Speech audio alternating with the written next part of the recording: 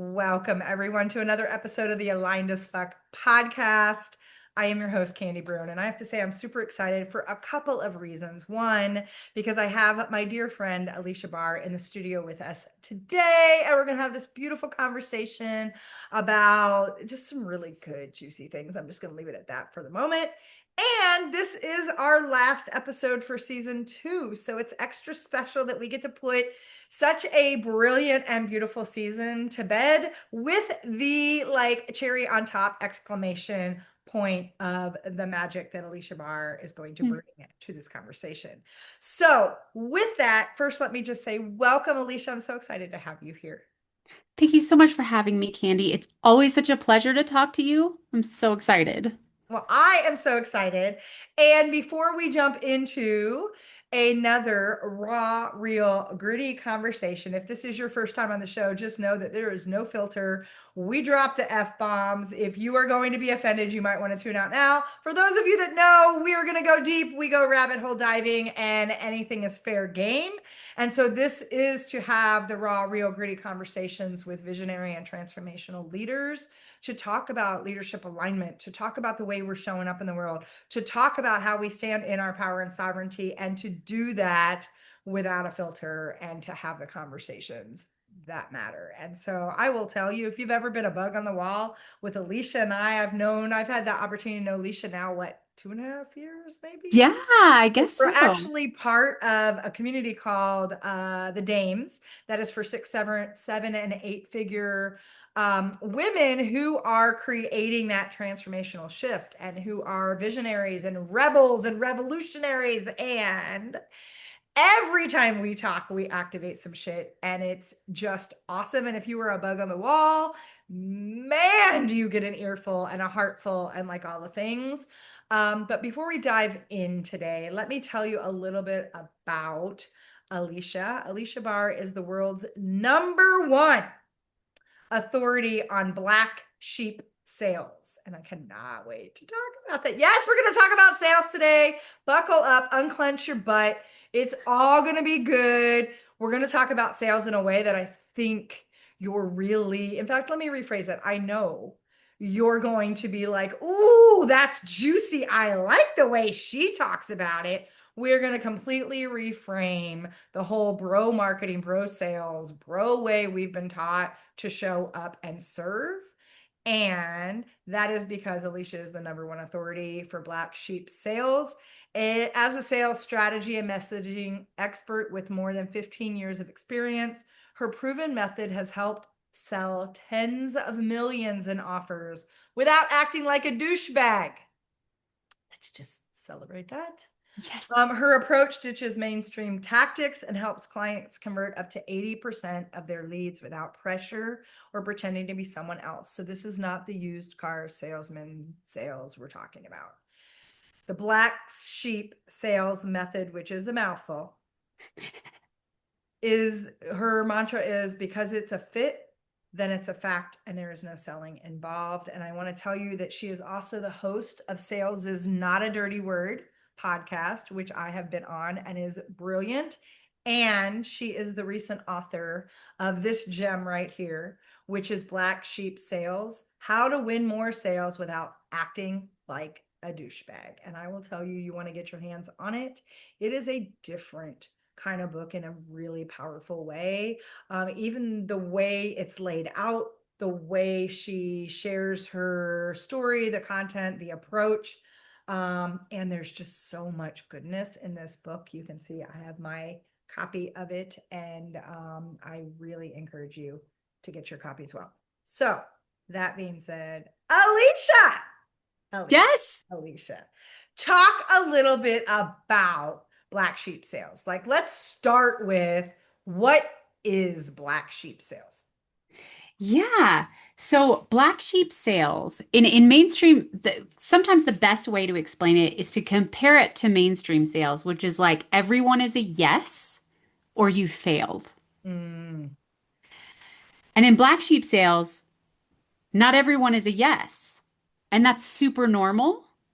And you're trying to understand if it's in the other person's best interest to be a yes. And for that reason, you get way more yeses than just trying to make the whole point of the conversation to get a yes. So it's that idea of, you know, caring about the other person more than your own bank account and them being able to feel that. And it's very magnetic. And some people do it naturally. I was always a natural in sales. And when you ask a natural in sales, like, well, what do you do? Like, why are so many people signing up with you? And they're like, well, I don't really sell. And it's like, well, what the hell does that mean? Like, what do I do with that? And it's because they're actively turning people away who are not a fit. So, for example, a paid ad specialist, a new business owner comes to them and says, I just started a business and I want to run ads. And that paid ad specialist knows that they have a choice to tell that person, great, let's do it. And in 3 months, they're going to quit and be pissed. Or they can tell them, actually, I would really recommend testing some things organically first and figuring out what audience and message and offer works. And that's when you put money behind it to accelerate the results. And that's going to make like that person so much more money because that prospect is going to tell other people to go to them. And then when they do come back, they're going to stay for years. So it's that idea of just, I don't know, actually giving a shit about the other person is what it comes down to at the end of the day. Concept, right? I mean, think about that for a minute. And it reminds me back when I was actually in a sales position in corporate. I remember a lead that I was trying to convert. They had been with another company forever. And in fact, even in house, they're like, they're never going to work with Johnson Controls. I'm like, okay, well, they haven't met me. And so, sure, I don't really take that as I've never met these people. I don't know what they're doing. And they have some needs, right? So, getting in conversation, it was interesting. And all of a sudden, that prospect called and said, hey, we need a lighting retrofit. And I said, is that really all you need right now? And he's like, yeah, but I really feel like we built a relationship. I want you to take it on. I said, I'm going to offer that you go straight to the lighting retrofitter to do the job versus putting on a whole nother layer of expense you don't need for me to manage one vendor. And they were shocked that I actually was like, I don't think you need me. Why would I need to be a middleman when this is a direct to? I can give you one of my best guys who can give you a good rate. And but what happened was 2 year, probably in a year and a half later, I get the phone call that said we're ready to do a massive mechanical retrofit of the whole middle school. We want Johnson Controls to be our person. And my boss said, what happened? We've never gotten in even a foot. And to your point, it's that space of giving a shit that said listening to what was the actual thing they needed versus just trying to close a deal ended up winning me a 12-year, $2.5 million contract that we never had business in that account before. Oh, that is such a great example.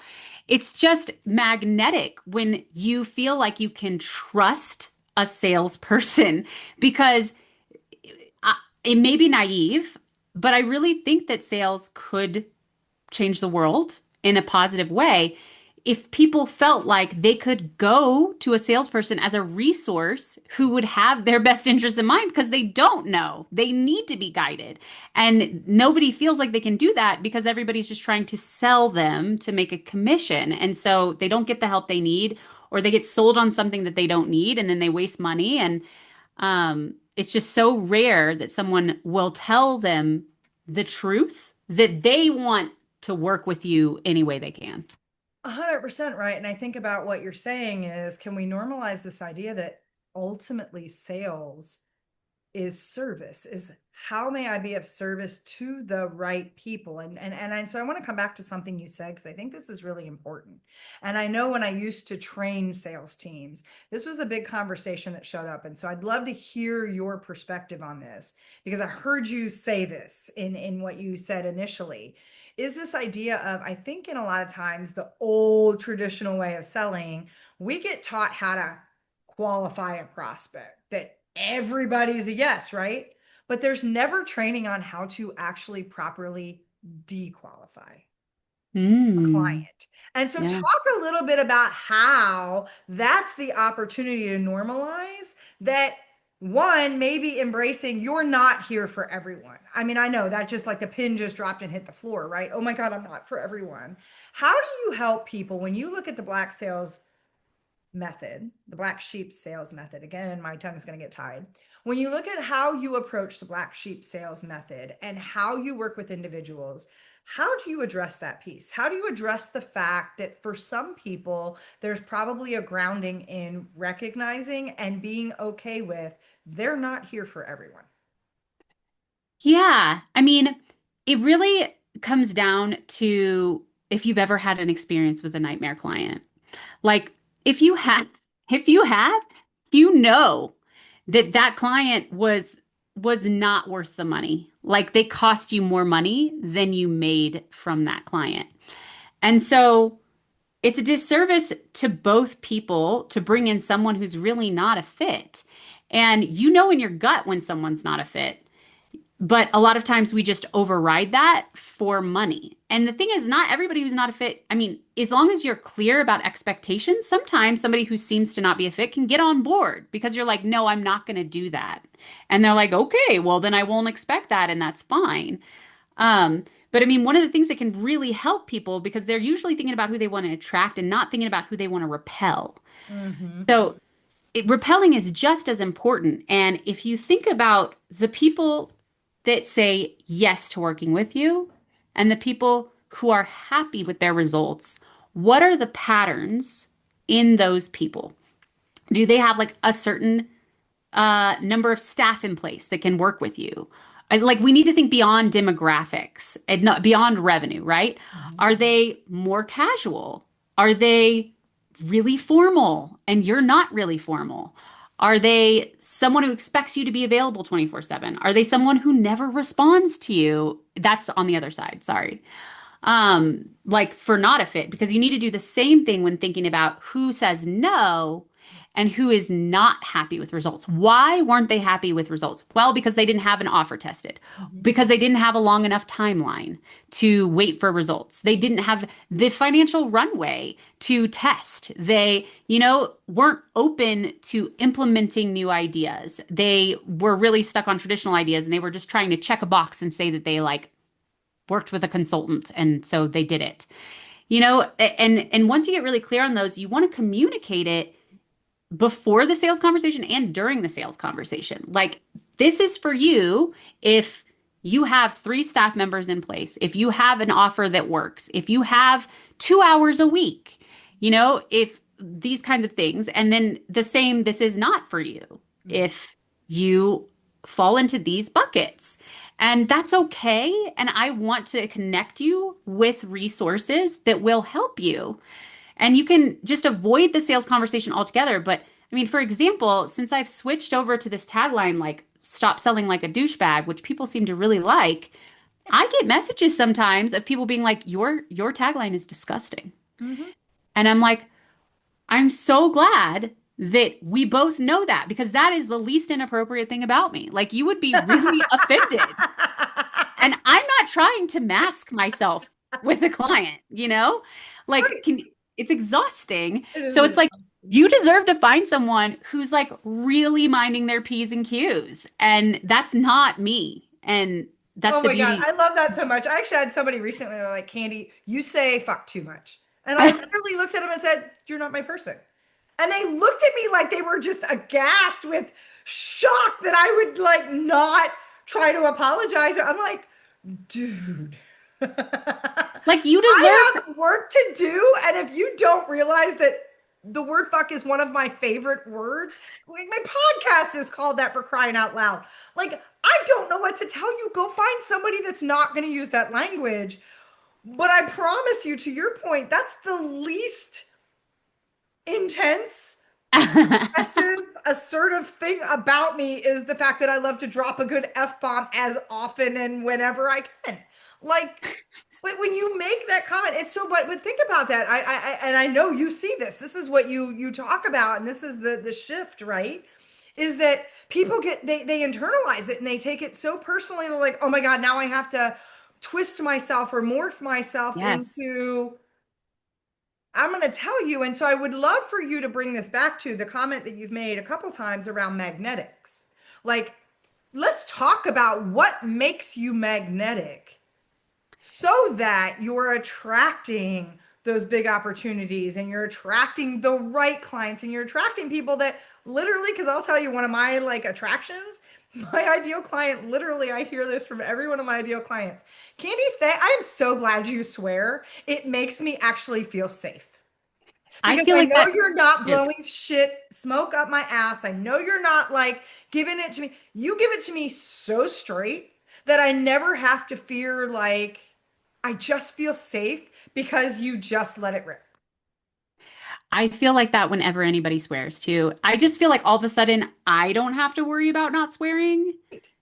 Right. and I feel way more comfortable. Yeah. And so that's the thing is that when you are very clear about who you are for and who you're not for, when you say who you're not for, it makes you even more magnetic, especially if it's somebody that your ideal client can imagine. Hmm. Like, oh, that person who says, well, this is how we've always done it. So that's how we're going to do it. Or that person who, would rather absorb another staff member than streamline their operations, or like they're like, I know that person. So or wants to leave with fear, that thinks that fear and respect are the same thing, or that, I don't know, doesn't real doesn't realize that you will make more money when you focus on your people. Like, they know who that person is and they're like, fuck yeah, that's not me. That's not me. And it makes them more confident in working with you. Yeah. And I think we don't give enough credit to the energy of our magnetics. Like when we are in alignment and everything that you're saying is all about can you stand in alignment with who you are and show up from that place? Because I like to use the analogy with my clients, it's you become a lighthouse. You become this lighthouse that if you know anything about a lighthouse, it has like two functions, right? For those ships that need safe harbor, the light's out there and it's calling and beckoning, and ships are like, oh my God, I found my space. And for the ones that are like, I don't need to dock right now, it sends them away. Yeah. Yeah. It's really like, I don't know, it's a shift in people being like, I want everyone to like me. When someone doesn't like me, I'm like, cool, I probably don't like you. And so I'm so glad we don't have to have this like encounter. Like not everybody is for me and I'm not for everybody. And that's so great. I don't Right? know. Because when we know that, we stop wasting time, energy, and resources on people that aren't our people. I saw a quote once that I think epitomizes what you're saying, that has been sort of a mantra for me. Help people say yes and honor their no. And I will say, as a coach, sometimes one of the biggest gifts I can give the people that are not my people is the opportunity to say a full no Yeah, versus, well, I don't know, Candy. No, no. It's no. Just say no. Say no to me. Say no. I guarantee it's going to free you by saying no.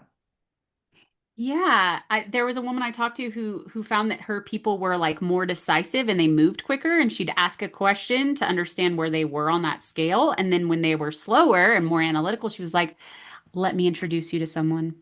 Mhm. And I mean, that makes people refer you. Yeah, 100%.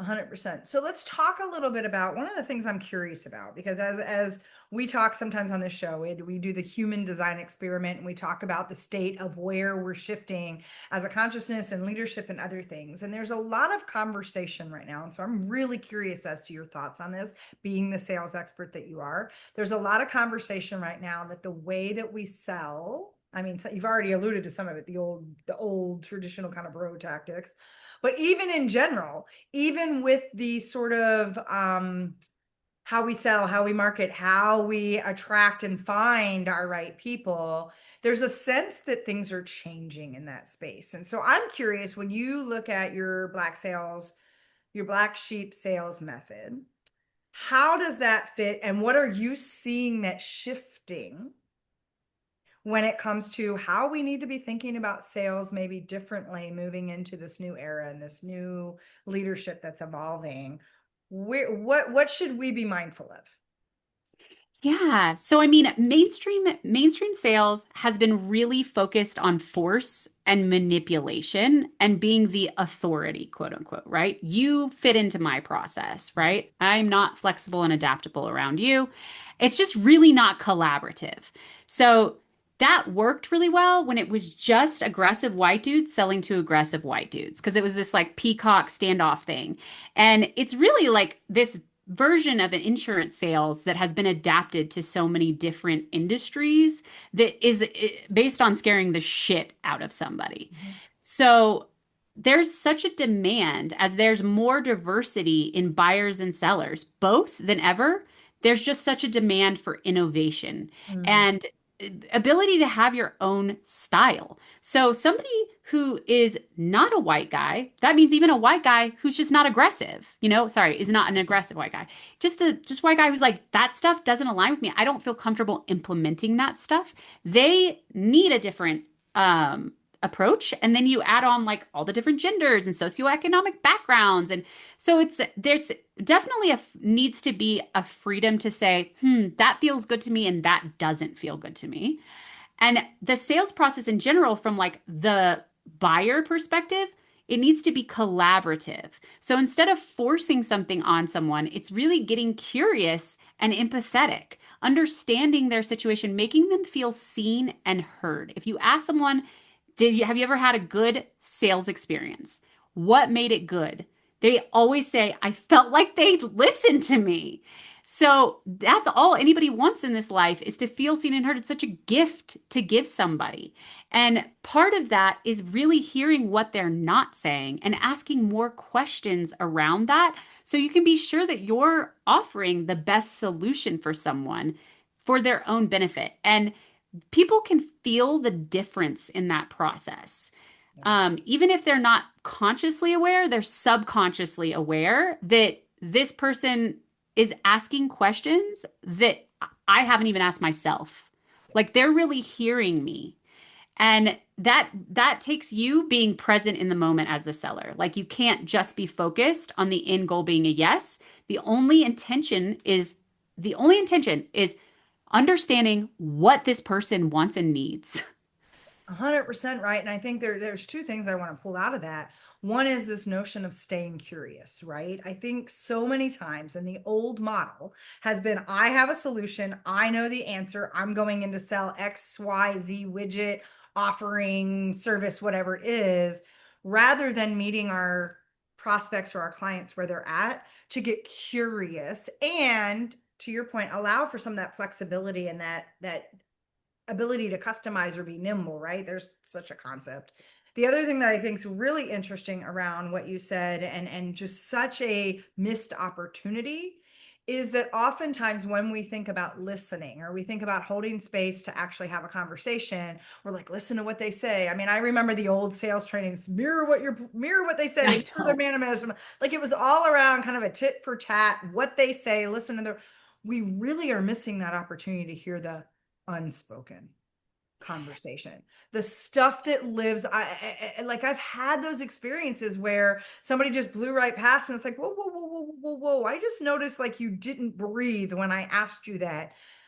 I'm guessing that there's a very different thing going on in your head than what you just said to us, right? Like having the ability to stop the script Yeah, and lean in that curiosity when you're like, I know you said that, yet your energy feels completely different. That's such a missed opportunity, I think, for people.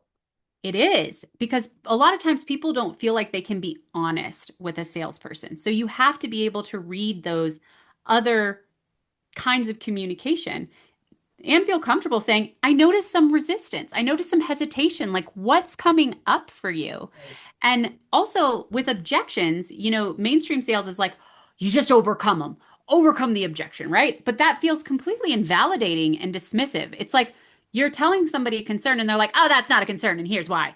Yep. And it's like, does that convince anyone? No, it's just so predictable. So, and objections don't always sound like I have an objection. A lot of times they can sound like a question. So, what is someone really asking when they say, well, what times are you available? Instead of just giving them the times, because if you've ever experienced giving someone the answer they asked and they just don't seem satisfied, it's because there was something else they really wanted to know. So, being able to say, well, are there certain times that are really important for you?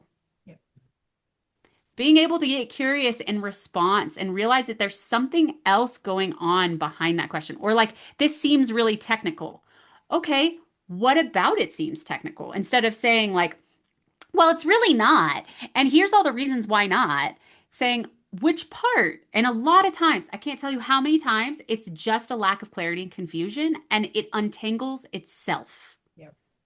Yeah, and if it's not that clarity and the confusion and needing clarity in that confusion, it's because they got burned by someone else that sold them a bill of goods that didn't align and meet the needs they had because A, they either were made to feel stupid or patronized to because they asked a question that has an obvious answer and therefore Mm, like there's a whole shaming that happens sometimes yeah. on both sides of that equation. And so I would love to talk a little bit more about your method. Talk about like how you arrived on this method and then talk about like what you share in the book, what you share with people to get started because again, not everybody's the right fit, not everybody's at different places. Talk a little bit more about the black sheep sales method and sort of how it came to be and how people can work with it. Yeah. So, I mean, started as basically no sales training, but was a top salesperson. And eventually I ended up starting my own marketing agency. And I shut that down for a number of reasons, but one of them was that there was a lack of sales training and I missed like good sales training for people and I missed it. And there's a lot of gaslighting in the sales industry where they're like, "Oh, this didn't work for you. It's because you're bad at sales or you're not doing it right Gotcha. or yeah, whatever." And the issue is actually that you have a strategy that's out of alignment for you. And so the person who created the strategy that you're doing that feels horrible, it genuinely works for that person, and they're a different person from you. So a big part of Black Sheep sales is like, even anything I say, if it does not resonate with you, don't do it because it's not going to work. If you feel weird, I can guarantee the other person feels weird too. But generally speaking, Black Sheep sales method is a collaborative conversation throughout the entire time. So in mainstream sales, it's typically something like an agenda setting, like where you're like, I'm going to ask you some questions and then you're going to ask me some questions. And if it seems like a good fit, I'm going to let you know. And it's like, okay, well, we've all been on a sales call, so you don't need to do that. And that's like putting up a big neon sign that's like, the sales call is starting now. Put your guard up. So you don't want it to feel like that. You want it to feel like a conversation with somebody. So then after that part, it's usually like an interrogation style discovery. They instruct people to literally not talk. Their prospect is the only one who's allowed to talk. Shut up. Then you get to the part where a lot of people ask for permission to share their offer with them. Okay, well, it sounds like this is your problem and blah, blah, blah, blah. And am I hearing that right? And okay, I think we can help you. Do you mind if I share that with you? Well, yeah, that's why they signed up. I think that you already got consent when they signed up for the call, unless they didn't. That's a different conversation. But if it's like a normal Yep. sales conversation where someone's like, hey, I'm interested in your services, I think that again, that's like putting up a neon sign saying, and now I'm about to pitch you. And what happens when someone pitches you? You kind of stop listening. Yep. So in mainstream sales, they like have this extended pitch where the other person isn't allowed to talk. And they tell them, they mirror back at them all the things that they told them in the discovery section that the prospect doesn't even remember really anymore. And then they can't remember everything that you said. They probably only remember like a small fraction of it. And then you're supposed to tell them the investment and shut up. Don't say anything, which is so awkward, honestly. And it's like some type of weird peacock standoff where the first person who talks loses, which is for the average human is really weird. And then you have the overcoming objections section, which is the real battleground at the end of the conversation when everyone's just tired and like doesn't have energy. It's the worst time. So instead, in the black sheep sales method, when someone gives you an answer, you're giving them feedback on that answer in the discovery section. You're saying, yeah, you know what? The issue a lot of times, first of all, that's really frustrating that you're experiencing that. And I want to normalize how common it is. for that to happen. And usually the issue is blah, blah, blah, blah, blah, blah, blah. And you give them insight into why they're stuck. And as a result, that gives them hope for another answer. And it also is seeding or breadcrumbing what you do. So it's not the first time they hear about it in your quote unquote pitch section. Mhm. And then in the quote, and you do that throughout, it's like this conversation and you can ask more questions. And because have you ever in a sales conversation given an answer? They're like, well, what have you done before? And they tell you all, you tell them all the things that you've done before. And then they just go to the next question and you're like, like, What was the point of the question and what are we doing? Yes, well, 100%. you're kind of like, well, did I try the right stuff? Like, I don't know. It's like Was an it interview, right? It's like going to a one-sided interview that you're just getting drilled by the Spanish Inquisition. Yeah, and you almost want to ask, like, well, how was my answer? Does it line up with what you usually hear? Does it line up with what you think makes me a good fit for what you like give me some answers here. And then in the actual, like when you start explaining what you do section, you want to ask them questions throughout. Questions that allow them to reflect on what it is that you are explaining. So let's say, for example, Candy's talking about how there's a lot of subconscious programming that is affecting your results. And a big part of what we do is detangling that. You know, have you ever noticed that you know what you're supposed to do and yet you're not doing it? Hmm. And that allows someone to reflect on it and say, you know what? Damn, Yep. I do.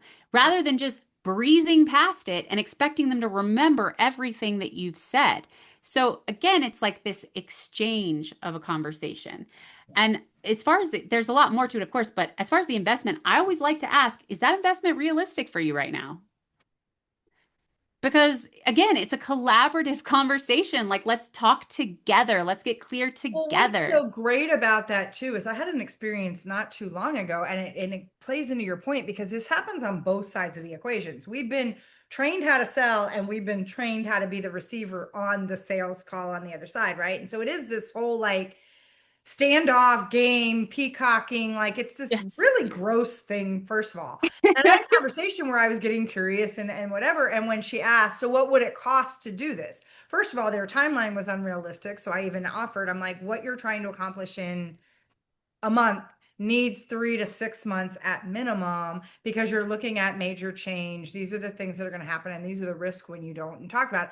But when it was so crazy because when I offered my number, you could hear this like audible, I don't even know what the word is, if it was disappointment or confusion, but it was like, oh, that's the same ballpark the other guy gave us. I'm like, I don't know what you thought. This work requires like, I almost wanted to high five the guy I didn't know that they had the previous conversation with to be like, yay you for having the same conversation. That's like you're looking for a silver bullet that's not available, and there's real work you're going to need to put in and an investment, because it was all about they were kept hiring the wrong like very critical role in their organization, and the turnover was going like crazy. And it was one of those that said, are you willing to explore your role in this, being that you're the common denominator? Yeah. And we need to look at your prospecting process, your onboarding process, your culture, she's like, well, we don't have a runway that long. And I'm like, I don't know what you're looking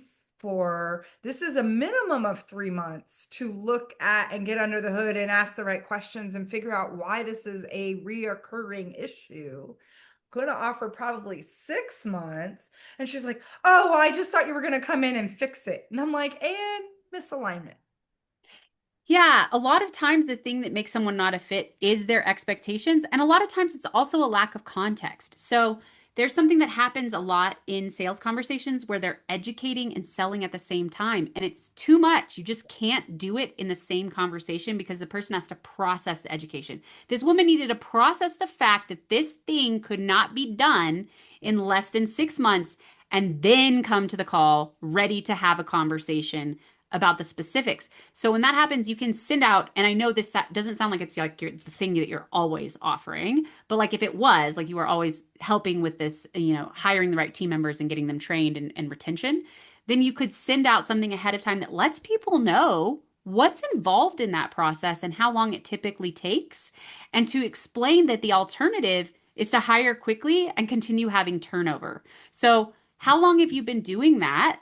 And does it will it ultimately be faster then to get this done in 3 to 6 months? And if it's not, then I would cancel this call right now because I'm not going to do it in less than that time. Right. So, I want you, I don't know who would do that, but you can go find some other options and I hope you find them. Well, and that leads me to another question for you because you just poked on something that I think also seems to be this zone that's very weird for people, that not all sales calls, the call to action or the close is to get the deal on that call. There are times when, and I would love to hear your thoughts on this, and maybe this is just my perspective, that especially for a larger, more complicated investment of time, resources, people, and there might be multiple layers to having that conversation, that you do need to give them a sampling of something, or you need to let them sit and be like, how about we regroup next week? I just offered you a different perspective and I want you and your team to talk about that. And then let's explore whether or not that feels like us continuing this conversation makes sense. But I think there's a real fear for people that when they think they're on a sales call, that if they don't somehow close the deal on that first call, that they sucked, they screwed up, there's no hope, the sale's not going to come. And in my experience for some of those deals, it's a sequencing of conversations that when they are ready to say yes, that yes is so juicy and so good because the time was invested to make sure the questions were answered and the expectations were set, and I would love to hear how you see that showing up in your perspective on that. Yeah, it is totally depends on what you're selling and who you're selling it to. So in when I sold digital advertising is what I did a lot of. There were like multiple decision makers. It's not like you were talking to the first person and they were signing. That person needs to then go to their boss. Then we need to talk about their timelines. Like they usually lay out their budgets for the year before. Where can we pull money from for this? Like they have plans in place that need to be adjusted. So if you know that about your client, you want to ask all those questions in the first meeting so that you can understand what the timeline is for this and how you can support that person in communicating the necessary information to the other people involved. And that definitely takes more time. Sometimes it just takes time to show up and show them that you're there, like, especially in digital advertising sales, because I sold for a newspaper and they had reps come and go all the time. I remember you shared this with one of your clients. You shared a really great story where they were like, yeah, this person's always changing. So I don't even want to get to know you because you're just going to be gone. So if you're at a company like that, it's just a matter of consistency and showing that you give a shit and that you're offering opportunities to have conversations. Here's a special, there's a special, or whatever. And so it really depends. And I wouldn't, nothing will kill a deal faster than forcing it. Like, you just can't make it about you. It's about the other person's agenda and needs, and really being as helpful as possible within that agenda and needs. And like, people come back all the time. And if it's proposal sales, if you're only having proposal based sales and you're only having one call and then you're emailing it, you are losing 80% of your sales. You 100%. need to have a meeting to talk through that proposal and make sure that you heard them right and that it is what they were looking for and all kinds of things, because you email that proposal and they never answer you again Yeah, because 100% right. And so I hear there's like three S words that just dropped in all of that, which is being strategic, creating spaciousness. And actually, there's four: synergy, or like making sure there's synergies and like it's synchronistic. And then there's the whole ability of kind of just steady and slow and like being engaged in a process, because to that client that you were talking about, that story became my best client because literally in all of what he said after, I was like, where have we gone awry? And it was even at the end, because sometimes we also think we heard the thing and then all of a sudden it's like, is there anything else? I always, when I'm in any kind of call, I'm always clear is there anything else you feel you need to say? Or is there anything else we didn't cover? Because it's always in that last final, is there anything else? One more thing. That a lot of times that's the actual thing, is because now you've taken the time and they're like, oh, wait, this person's not just going to sell me. They really are listening. Maybe I feel safe enough to actually say the thing. And I have found more times than not when the call is coming to a close and I'm like, is there anything else? Is there anything else we need to consider as we look at whether or not it makes sense for us to create a partnership or to do the thing or whatever? And there's usually a moment of hesitation and then they say the thing. And then it's like, mother, that's the thing. That's the like not spoken thing that when you're like, okay, I'm gonna put that in my note. And so for that client, it was he was so tired of the turnover and he was so tired of the fact that he felt like he only saw one of our reps when it was time to close a contract. I just started showing up weekly, popping in his office. Hey, do you need anything? He's like, why are you here? And I'm like, because didn't you say you just wanted to see my smiling face more often? Which he was like, what?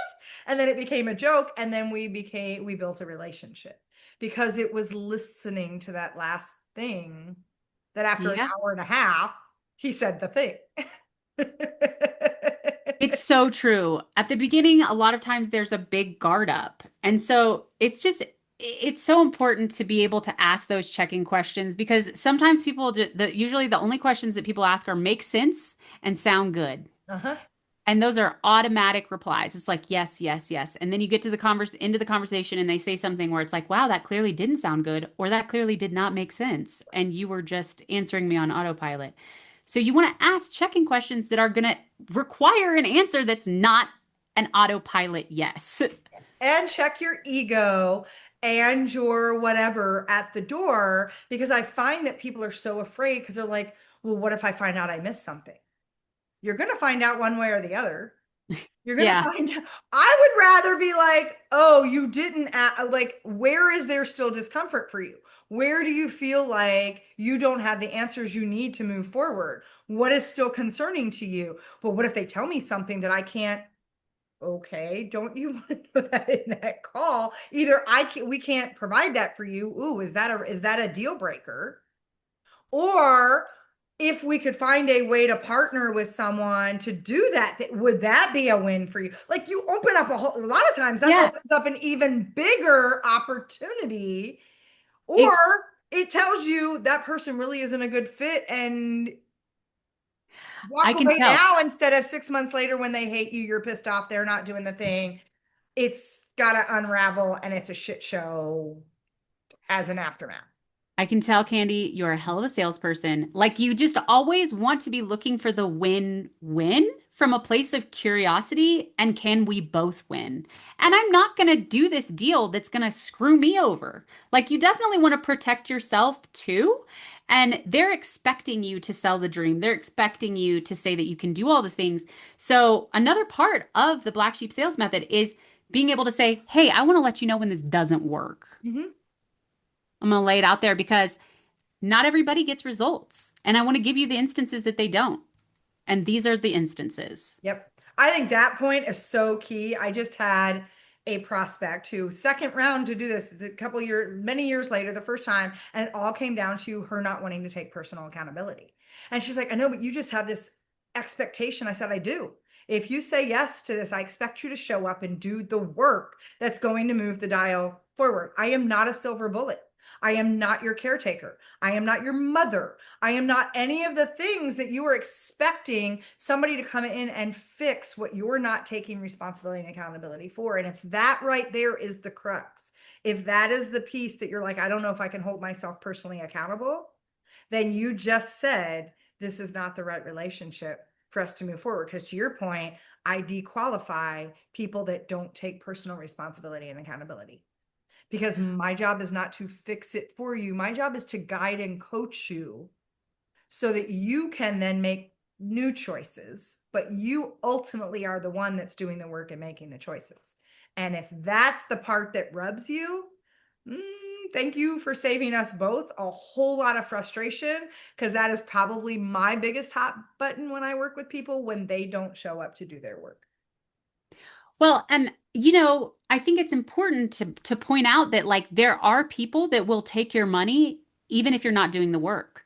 I 100%. just personally I can't. really don't like that. I So I'm can't. sure you can find someone who won't care. Right. And there's something really beautiful about saying that. And it's just like so important to for them to be able to choose in rather than you having that nightmare Yeah. client.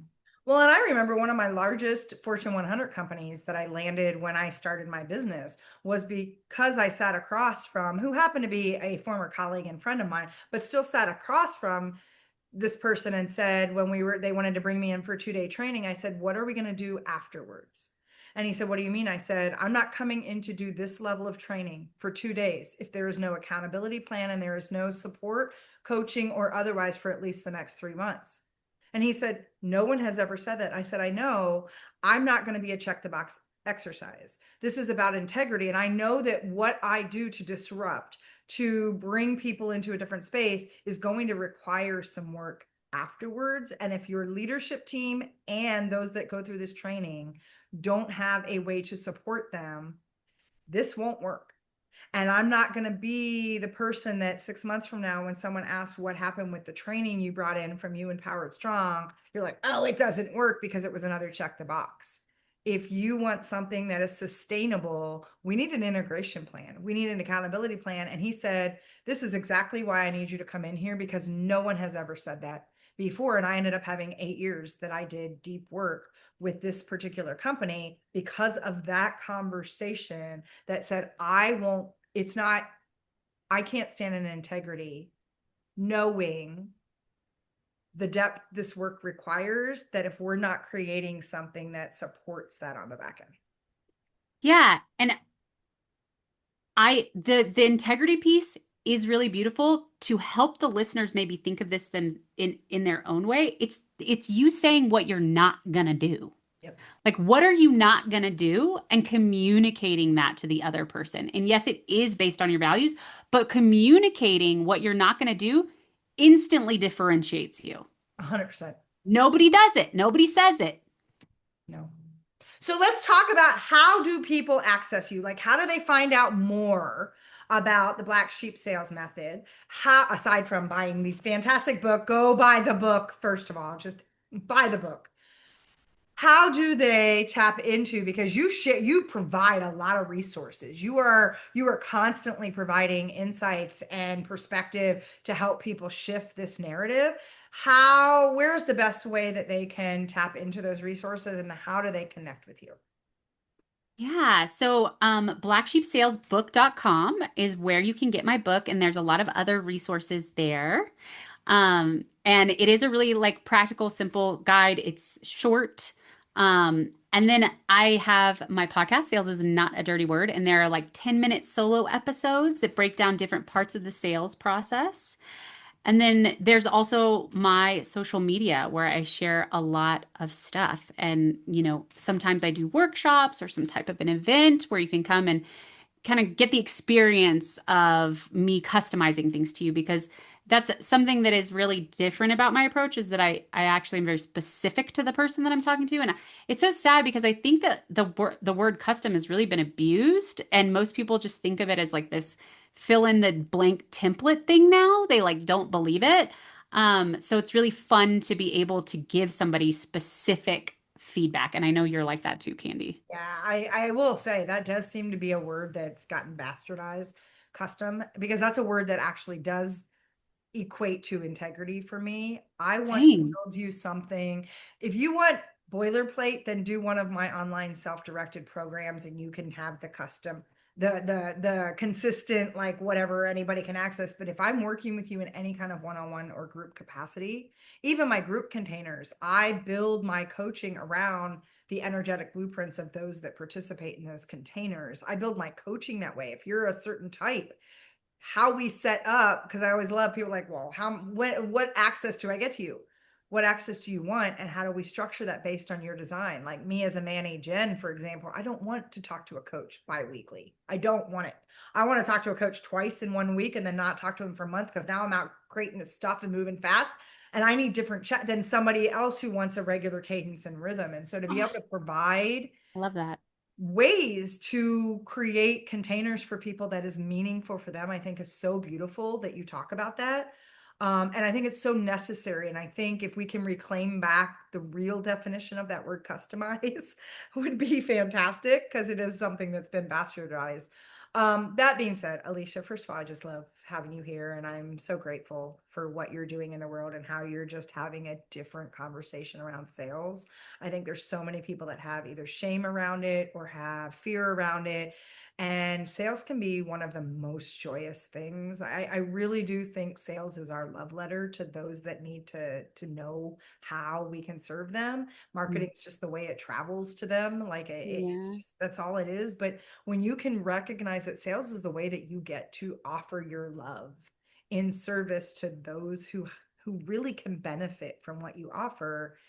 Sales isn't a dirty word. I love that that's the title of your podcast, right? Because it's the space that sales can be this joyous, beautiful, like there are moments I wake up in the morning, I'm like, ooh, how can I serve today? Which I means, what can I sell? What can I offer? Who can I help? How can I bring somebody in? And everything that you do is a testament to that. And so I just love that you are putting that into the world. That being said, as we're kind of bringing this last episode of season 2 to a close, if there was one thing you would like to leave the audience with as a way to bring this conversation full circle, what might it be? So you are talented as hell and you have so much good to bring to the world. Please don't let feeling weird about sales stop you from helping the people who need you because someone's going to sell them who's better at sales and shitty at fulfillment and delivery. And don't let that happen to good people. Oh my God. I love that because that's the thing. Someone's going to sell them. It should Yeah. be you. It should be you. You're going to take care of them. So don't let feeling weird about it stop you because honestly, it's really fun when you stop feeling so like performative Yeah. and it you get to just help people and get excited that they're signing up and the transformation they're going to have on the other side with you. That's so exciting for us to do together. Yeah. And if you are feeling weird, just know, first of all, we love our weirdos. It's why we're Black Oh Sheep. yeah. And reach out to Aleasha. She can help you get over or embrace that weirdness so that instead of being afraid and wanting to shrink, you actually let yourself shine and fly that weirdo flag. So, with that, my fellow Black Sheep, I love you. I love you. I love you. I am so grateful for you. I am so grateful for our friendship. And thank you for being on the show today. It's such an honor to have you here. And thank you for helping me close out season 2. It's an honor. Thank you, Candy. Yay. And for all of you who tuned in, thank you for joining us once again for another season of the Aligned as Fuck podcast. Stay tuned as we will be rolling out new episodes, new content, new conversations come September. With that, take some time, go back, listen to some of these episodes. There's so much juiciness and so many good nuggets. And today was an example. So, with that, everybody, this is Candy. I will catch you on the next episode and season 3 of the Aligned as Fuck podcast. Until then, talk to y'all soon.